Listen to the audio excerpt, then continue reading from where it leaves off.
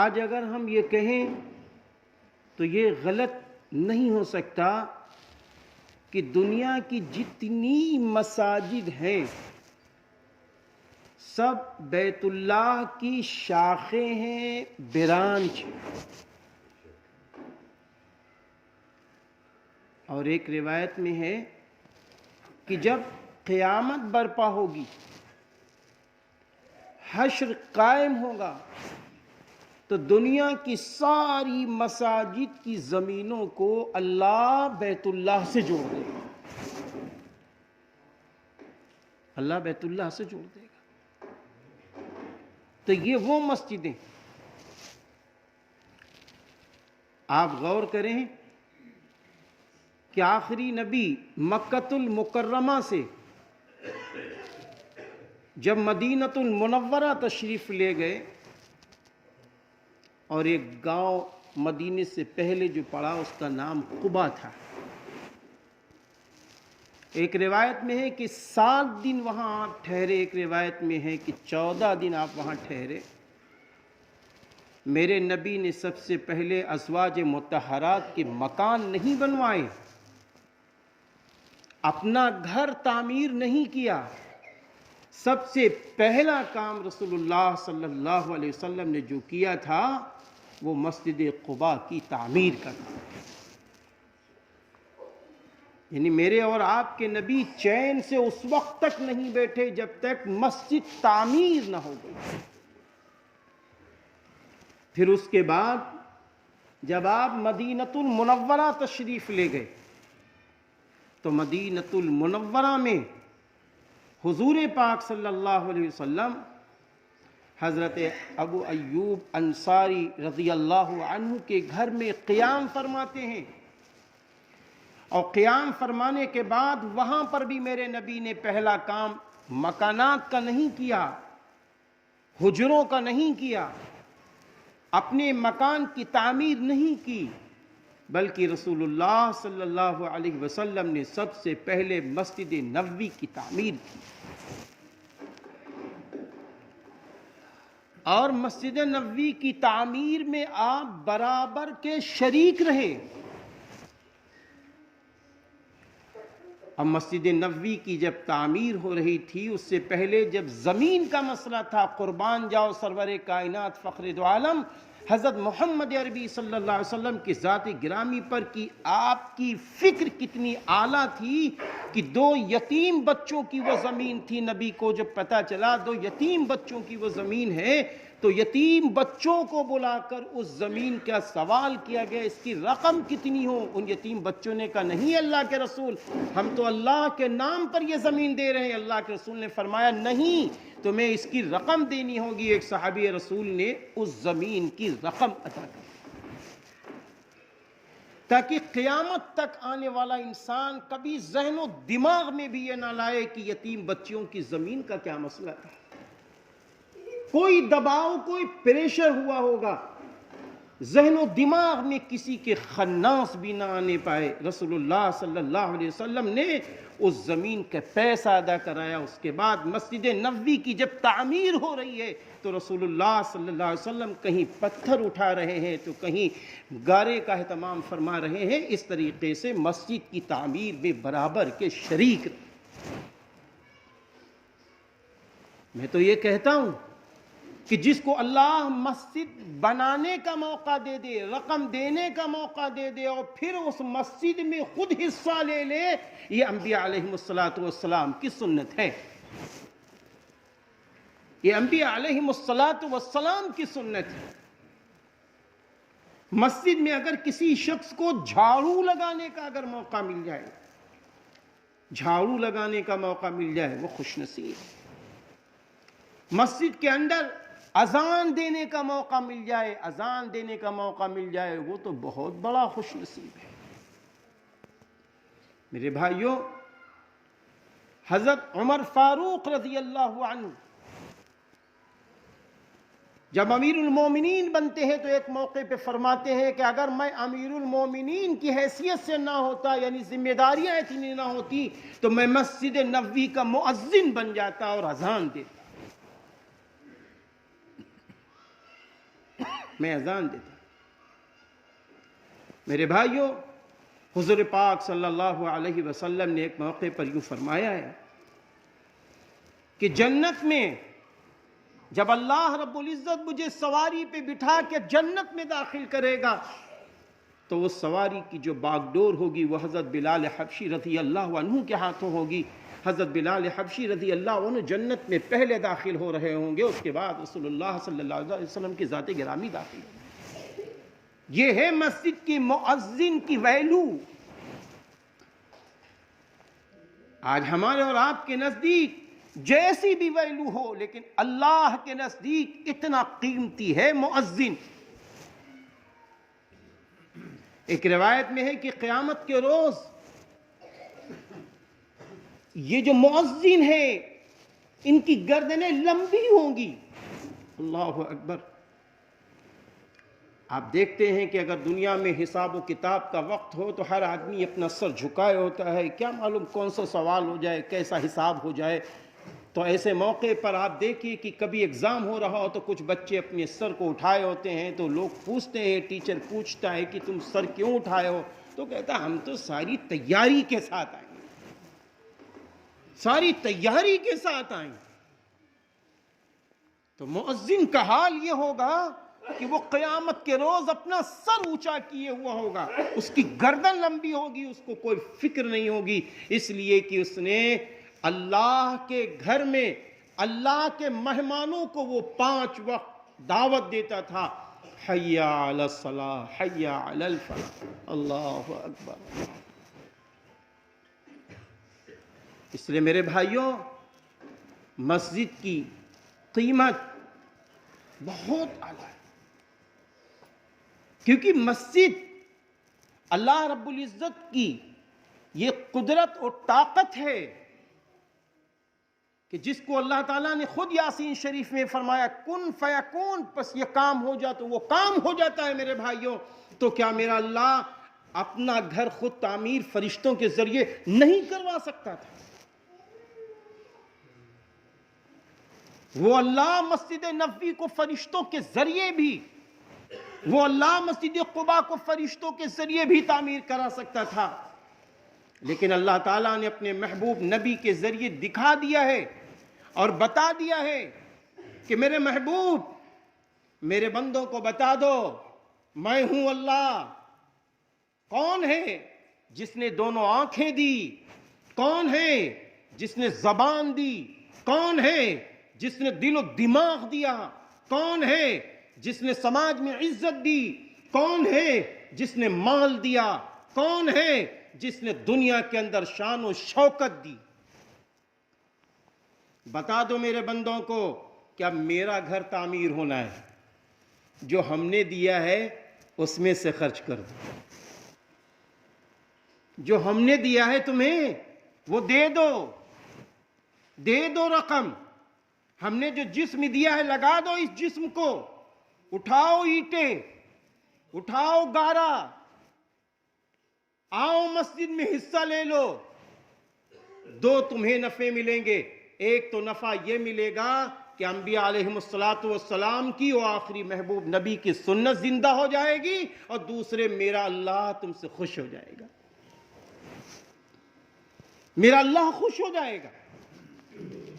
آج مسئلہ اس گیٹ کا نہیں ہے، آج مسئلہ مسجد کے کشادہ ہونے کا نہیں ہے. مسئلہ یہ ہے کہ میرا اللہ کام کرنے والوں سے خوش ہو جائے، راضی ہو جائے. جب اللہ اپنے بندوں سے راضی ہوتا ہے، جب اللہ اپنے بندوں سے خوش ہوتا ہے، تو بندوں کو وہ کام کرنے کی توفیق دے دیتا ہے جن کام سے اللہ بھی خوش ہوتا ہے اور ظاہر اعتبار سے دنیا میں بندے بھی خوش ہوتے ہیں. بندے بھی خوش ہوتے ہیں کہ میں فلاں صاحب کی فکر پر اتنا بڑا کام ماشاءاللہ ہوا، فلاں صاحب کی کمیٹی نے اتنا بڑا کام ماشاءاللہ کیا. شجاول پور محلہ ترساواں کی مسجد کی کمیٹی نے اور مسجد کے ذمہ داروں نے اور اسلم بھائی نے سب نے مل کر اتنا بڑا کام کیا کہ دیکھتے ہی دیکھتے 10 سال کے اندر وہ مسجد جو چھوٹی سی تھی پہلے، میں حاجی صاحب سے بتانا چاہتا ہوں، شاید کہ ہمارے حاجی محمد رضوان انصاری صاحب یہاں بہت دنوں کے بعد تشریف لائے ہوں، کہ یہ مسجد بہت چھوٹی سی تھی پہلے. اسلم بھائی غلط کہتا ہوں بتاؤ؟ بہت چھوٹی سی تھی مسجد. ہمارے یہاں کے ذمہ داروں نے بڑھ چڑھ کر ماشاءاللہ حصہ لیا. دیکھتے ہی دیکھتے مسجد میں کشادہ پن آیا. اور پھر اس کے بعد میں باہری جو حصہ تھا، وضو کر کے جب ہم لوگ اندر آتے تھے تو وہ اس طریقے سے فرش تھا کہ زمین کا جو فرش کا حصہ ہے اور مٹی ہے وہ پیروں میں لگتی تھی.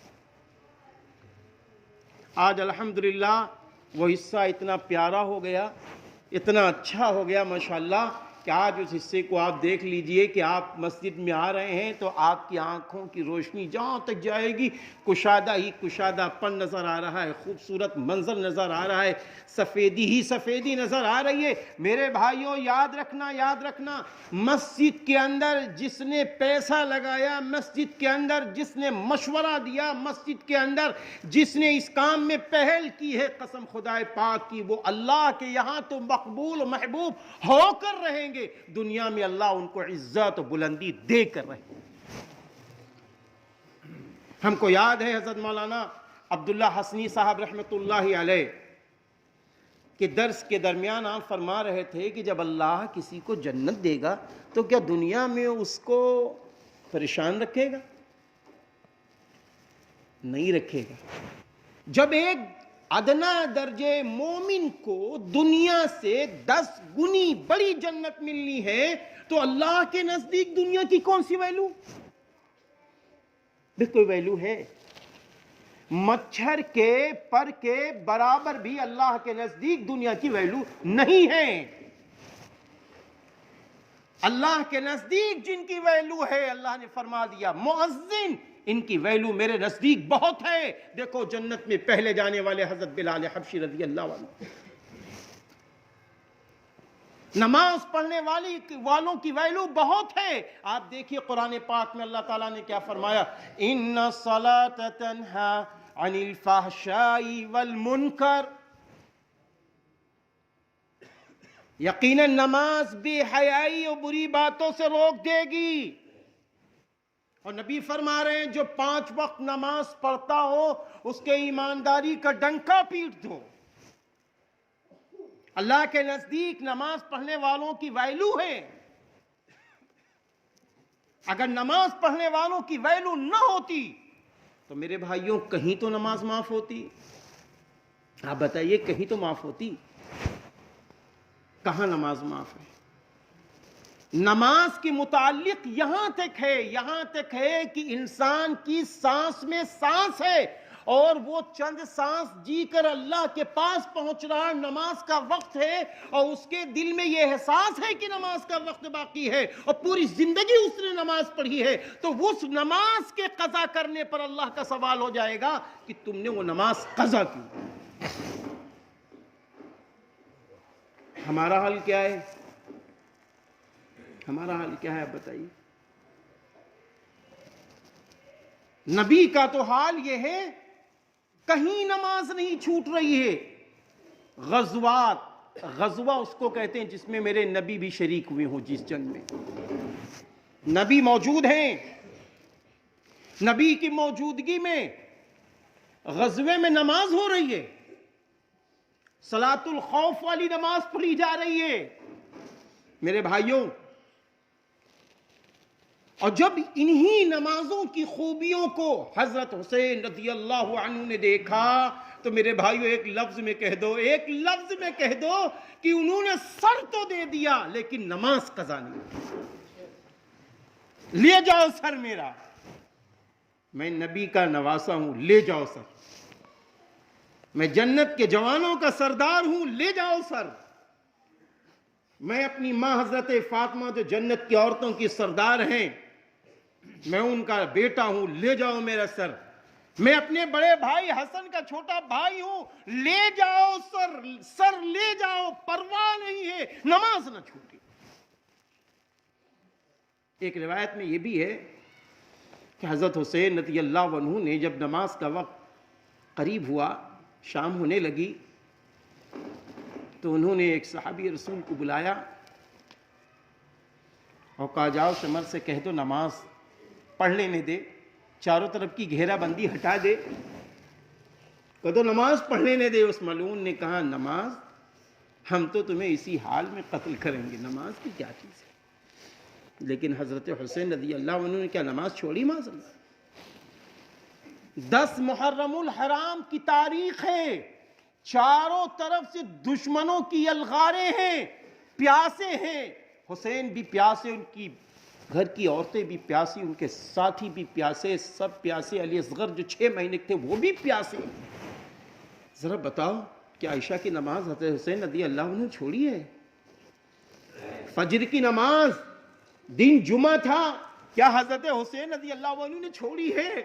ارے مسلمانوں، میں آپ سے پوچھتا ہوں اپنے سے کہتے ہوئے، نبی کے نواسے معاذ اللہ اگر اس حال میں بھی چھوڑ دیتے، میرے نبی فرما چکے تھے کہ میرا نواسہ حسن حسین سیدہ شباب اہل الجنہ الحسن والحسین، یہ جنت کے نوجوانوں کے سردار ہیں، تو میرا اللہ اپنے نبی کی زبان کی لاج رکھ لیتا، قیامت کے دن انہیں جنت میں جوانوں کا سردار تو ضرور بنا دیتا۔ لیکن نبی کے نواسے نے نماز نہیں چھوڑی، نہیں چھوڑی نبی کے نواسے نے نماز، ایک وقت کی نماز نہیں چھوڑی ہے۔ حضرت حسین رضی اللہ عنہ تو نماز کربلا کے اندر زندہ کر کے بتا رہے ہیں، اے نبی کے چہیتوں، نبی کے دیوانوں، دیکھو دیکھو میں نبی کا نواسا ہوں، مجھے حق تھا میں نماز چھوڑ دیتا، لیکن میں نے نہ نماز چھوڑی ہے نہ اسلامی شریعت چھوڑی ہے، یہاں تک کہ ایمانی شان و شوکت کے ساتھ سجدے کے حال میں اپنے آپ کو اللہ کے حوالے کر دیا ہے۔ میں تو میں ہوں، میری ماں کا عالم یہ تھا کہ 3 دن کی میری ماں بھوکی تھی، میں بھی 3 دن کا بھوکا تھا، میرا بھائی حسن بھی 3 دن کے بھوکے تھے، میرے ابا جان حضرت علی رضی اللہ عنہ 3 دن کے بھوکے تھے، اور میری ماں بیٹھ کر نماز نہیں کھڑی ہو کر نماز پڑھ رہی تھی۔ اور رسول اللہ صلی اللہ علیہ وسلم جب گھر میں داخل ہوئے تو حضرت فاطمہ رضی اللہ تعالی عنہا کو دیکھا کہ وہ بیٹھ کر نہیں کھڑے ہو کے نماز پڑھ رہی ہیں، اور نماز کی حالت میں گرنے کے قریب ہو جاتی کہ اب گری، یہاں تک نوبت آ گئی کہ اسی حال میں انہوں نے نماز پوری کی۔ رسول اللہ صلی اللہ علیہ وسلم نے فرمایا میری بیٹی فاطمہ نماز میں یکسوئی چاہیے، میری بیٹی فاطمہ نماز میں یکسوئی چاہیے، آج تو یکسوئی نہیں تھی میری بیٹی، کیا معاملہ ہے؟ فرمانے لگی، آنکھوں میں آنسو آ گئے، اب فرمانے لگی ابا جان 3 دن سے میں بھی بھوکی ہوں، 3 دن سے میرے بیٹے حسن حسین بھی بھوکے ہیں، میرے شوہر حضرت علی بھی بھوکے ہیں۔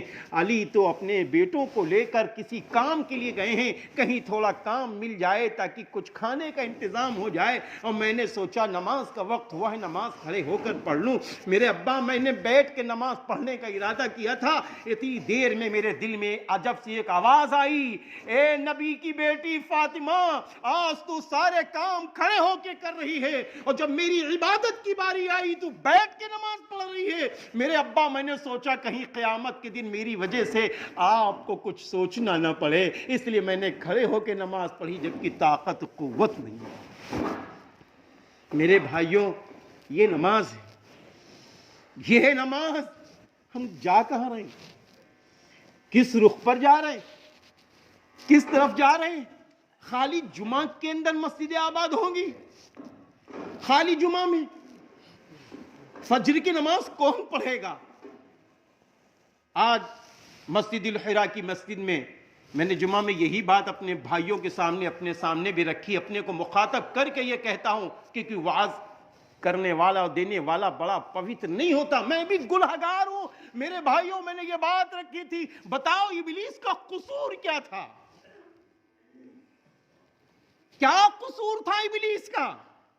صرف یہی قصور تھا کہ اس نے ایک سجدہ نہ کیا۔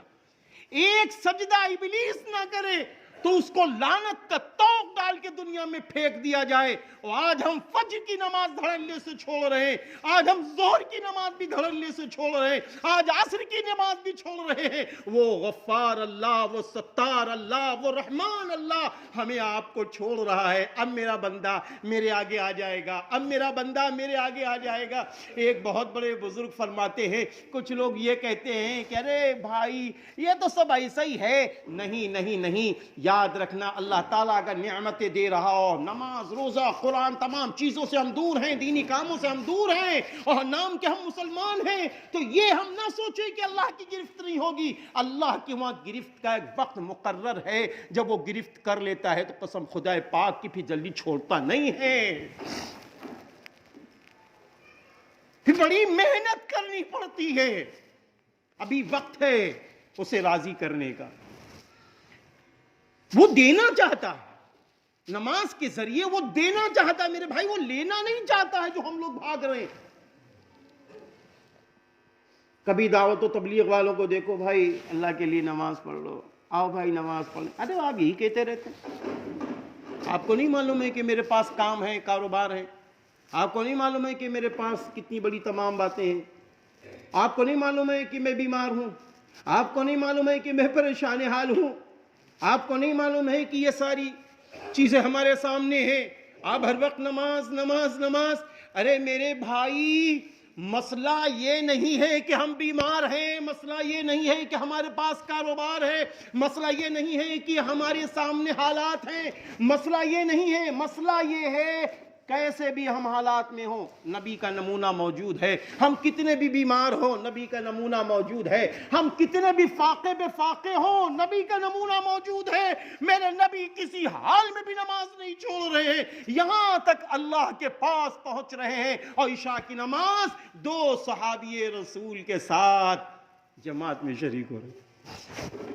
میرے بھائیوں بتاؤ, بلکہ میں تو سمجھتا ہوں اللہ نہ کرے کوئی بیماری آ جائے, اللہ نہ کرے کوئی پریشانی آ جائے, اللہ نہ کرے کوئی ایسی نوبت آ جائے, اگر اس حال میں بھی ہم نماز پڑھ لیں تو معلوم کیا ہوگا, ان مع العسر یسرا کو سامنے رکھو کہ یقیناً تنگی کے ساتھ آسانیاں ہیں, اللہ کی رحمتیں ہیں, اللہ کی برکتیں ہیں. پھر یہی نماز خوشیوں کا زینہ بنا دے گی, یہی نماز اللہ کو للکارے گی.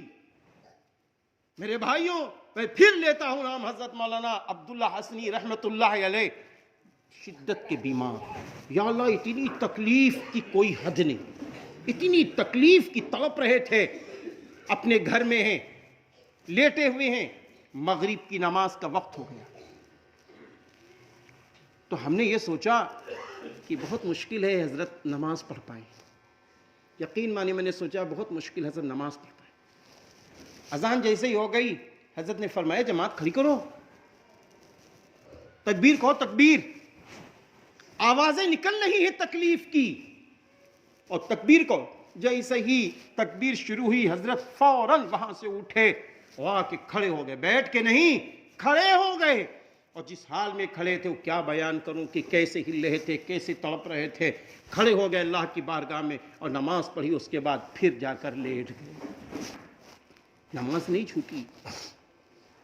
اس لیے میرے بھائیوں, یہ مسجد اللہ کا گھر ہے, یہ اللہ کے گھر کا میزبان اللہ ہے. اللہ نے ہمیں آپ کو موقع دے دیا دولت لگانے کا, کام کرنے کا, مسجد کو بڑی کرنے کا, شاندار گیٹ بنانے کا, ساری نعمتوں کا موقع اللہ نے دے دیا ہے. اب بتاؤ اس گھر کو آباد کون کرے گا؟ بھی کون کرے گا؟ ہم آپ کریں گے انشاءاللہ. دیکھو ایک بات سن لو اچھی طرح. ایک ہے انشاءاللہ جیسے دعوت و تبلیغ میں چلہ کے وقت کہا جاتا ہے, لگاؤ 40 دن انشاءاللہ. اور بعد میں اسے پوچھو بھیا 40 دن جا نہیں رہے, ارے ہم نے کہہ دیا تھا انشاءاللہ, کہنے میں کیا گیا یار, کہہ دیا تھا انشاءاللہ. تو وہ انشاءاللہ نہیں چاہیے, وہ والا انشاءاللہ نہیں چاہیے. اللہ کے گھر میں ہو پکا وعدہ کرنا ہوگا, ورنہ پھر ہاتھ نہ اٹھانا, جلدی تھوڑا اٹھانا. بھئی جب پکا ارادہ ہی نہ ہو تو تھوڑا اٹھاؤ. بھئی اللہ اپنے گھر میں دیکھ رہا ہے نا, کہ ہم نے آپ کو موقع دیا ہے, ہم نے ساری نعمتوں سے نواز دیا ہے, اب میرا گھر آباد ہو گیا ہے, اب اس کو آباد کرنے والے کون ہوں گے؟ تو اس کے لیے میرے بھائیوں پہلے سوچو, ارادہ کرو کہ انشاءاللہ ہم ایک وقت کی نماز نہیں چھوڑیں گے, ایک وقت کی نماز نہ چھوڑیں گے, قضا تو دور کی چیز ہے, چھوڑیں گے نہیں. اور اللہ نہ کرے فجر میں ہم نے سوچا ہم اٹھیں گے, آنکھ لگ گئی, عذر ہے تو اللہ معاف کرے گا, بعد میں ہم قضا کر لیں. لیکن یہ طے کریں انشاءاللہ کہ ہم سب پانچوں وقت کی نماز مسجد میں جماعت کے ساتھ پڑھیں گے انشاءاللہ. ہاتھ اٹھاؤ بھائی, دیکھیں کتنے لوگ پڑھیں گے انشاءاللہ. اب ہم دیکھیں گے کتنا نیچا ہاتھ ہے, ماشاءاللہ سب کے اونچے. اے اللہ ان ہاتھوں کو قبول فرما, اور اے اللہ ہماری اور آپ کی مدد فرما. غیور مسلمانوں, میرے فرشتے بھی رشک کر رہے ہوں گے. آج لوگ پتہ نہیں کہاں کہاں ہاتھ اٹھاتے ہیں, لوگ پتہ نہیں کہاں کہاں ہاتھ اٹھاتے ہیں. آپ تو اللہ کے گھر میں ہاتھ اٹھا کے انشاءاللہ کہہ رہے ہیں, آپ تو اللہ کی بارگاہ میں کہہ رہے ہیں میرا اللہ میزبان دیکھ رہا ہے, میرے ان بندوں نے ہاتھ اٹھایا ہے. حدیث میں ہے کہ اگر کسی شخص نے اچھے کام کا ارادہ کر لیا تو آدھا ثواب اسی وقت مل جاتا ہے. دوسری بات دیکھیں, ایک ہے فرض عین, دوسرا ہے فرض کفایہ. فرض کفایہ پہلے سمجھ لیں کہ اگر کسی جگہ کسی کا انتقال ہو جاتا ہے تو بستی کے کچھ لوگ نماز جنازہ پڑھ لیں تو سب کی طرف سے نماز ادا ہو جاتی ہے, سب کی طرف سے ادا ہو جاتی. یہ ہے فرض کفایہ. فرض عین بالغ ہونے کے بعد مرد ہو, عورت ہو, لڑکی ہو, لڑکا ہو, کوئی بھی ہو, بالغ ہو گیا, شرعی اعتبار سے جو چیز فرض ہو گئی, اور ایسا فرض جو سب پر ہو, تنہا ہو, اسی کا نام فرض عین. بالغ ہم ہو گئے, نماز فرض ہو گئی. اب نماز فرض ہو گئی, یہ فرض عین ہے, ابا پر بھی ہے, اماں پر بھی ہے, بھیا پر بھی ہے, بھائی پر بھی ہے, سب پر نماز فرض ہو گئی. اور جب نماز سب پر فرض ہو گئی تو سب ایک دوسرے کے ذمہ دار بھی ہو گئے کہ ہم بھی پڑھیں گے, اپنے بھائی کو بھی فجر میں جگائیں گے, ہم بھی نماز پڑھیں گے, اپنی ماں کو بھی فجر میں دعوت دیں گے نماز کی, ہم بھی نماز پڑھیں گے, اپنے ابا کو بھی دعوت دیں گے نماز پڑھنے کی. کیوں دعوت دیں گے؟ کس وجہ سے دیں گے؟ اس وجہ سے کہ نماز جو شخص پڑھتا ہے وہ نبی کی آنکھوں کو راحت پہنچاتا ہے, آرام پہنچاتا ہے. اور دوسری بات میرے بھائیوں یاد رکھنا, نماز کی مثال فرمایا گیا کہ انسان اگر کسی کا ایک ہاتھ نہ ہو تو بھی کام کرتا ہے, کسی کے دو ہاتھ نہ ہو تو بھی چلتا پھرتا ہے, کسی کے دو پیر نہ ہو تب بھی وہ کام کرتا ہے, اور کسی کے دونوں ہاتھ دونوں پیر بھی نہ ہو سکتا. آپ لوگوں نے نہ دیکھا, ہم لوگوں نے تو دیکھا, جو لوگ سفر کرتے ہیں ماشاءاللہ انہوں نے دیکھا ہے بڑے بڑے شہروں میں کہ ان کے آگے ڈبہ ہے اور وہ خالی ان کی زبان پر اللہ اللہ ایک ساتھ بولتے, 4 5 اللہ حفاظت میں رکھے, اللہ ہم سب کے اوپر رحم فرمائے, ہم سب کی جان مال عزت آبرو کی حفاظت فرمائے. میرے بھائی ان کی زبان سے اللہ, کیسے کھاتے ہوں گے, دوسرے لوگ کھلا رہے ہیں, وہ بھی اللہ اللہ کر رہے ہیں. لیکن کیا کبھی آپ نے یہ دیکھا کہ انسان کے پاس سر نہ ہو اور وہ کام کر رہا ہو؟ بولو میرے بھائیوں, سر نہ ہو اور وہ کام کر رہا ہو. حدیث میں ہے کہ نماز کی مثال سر کی ہے, نماز کی مثال سر کی ہے میرے بھائیوں. جب ہمارے پاس سر نہیں ہے تو ہم مردہ ہیں, ایسے ہی اگر ہم بے نمازی ہیں تو ہمارا سماج مردہ ہے.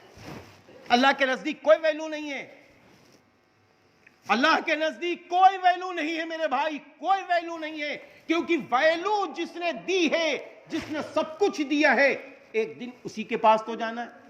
آپ بتائیے کہ جب کسی کا انتقال ہوتا تو ہم آپ کیا کہتے ہیں؟ انا للہ و انا الیہ راجعون، کہتے کہ نہیں کہتے؟ ہاں کیوں کہتے ہیں یہ کہ اللہ ہم تیری طرف پلٹ کر آنے والے ہیں؟ کیوں کہتے ہیں میرے بھائی؟ مسئلہ یہ ہے کہ اس وقت جب کسی کا انتقال ہوتا ہے جب ہم کہتے ہیں، لیکن یہی جملہ ہم اپنی ذات پر غور نہیں کرتے۔ آج جو اللہ ہمیں علم دے رہا ہے، آج جو اللہ ہمیں دولت دے رہا ہے، آج جو اللہ ہمیں عزت دے رہا ہے، اسی اللہ کے پاس